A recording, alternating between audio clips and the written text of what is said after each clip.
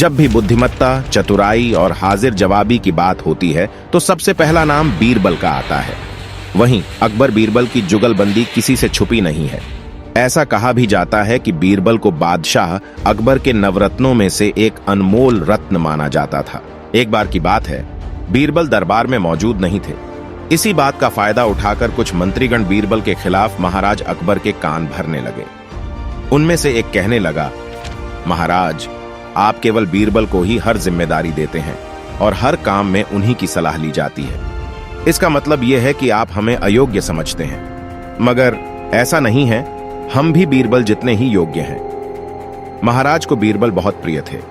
वह उनके खिलाफ कुछ नहीं सुनना चाहते थे, लेकिन उन्होंने मंत्रीगणों को निराश न करने के लिए एक समाधान निकाला। उन्होंने उनसे कहा, मैं तुम सभी से एक प्रश्न का जवाब चाहता हूं, मगर ध्यान रहे कि अगर तुम लोग इसका जवाब न दे पाए तो तुम सबको फांसी की सजा सुनाई जाएगी। दरबारियों ने झिझक कर महाराज से कहा, ठीक है महाराज, हमें आपकी ये शर्त मंजूर है, लेकिन पहले आप प्रश्न तो पूछिए। महाराज ने कहा, दुनिया की सबसे बड़ी चीज क्या है?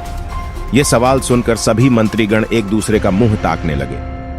महाराज ने उनकी ये स्थिति देखकर कहा, याद रहे कि इस प्रश्न का उत्तर सटीक होना चाहिए। मुझे कोई भी अटपटा सा जवाब नहीं चाहिए। इस पर मंत्रीगणों ने राजा से इस प्रश्न का उत्तर देने के लिए कुछ दिनों की मोहलत मांगी।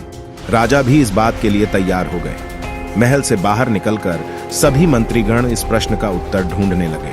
पहले ने कहा कि दुनिया की सबसे बड़ी चीज भगवान है, तो दूसरा कहने लगा कि दुनिया की सबसे बड़ी चीज भूख है।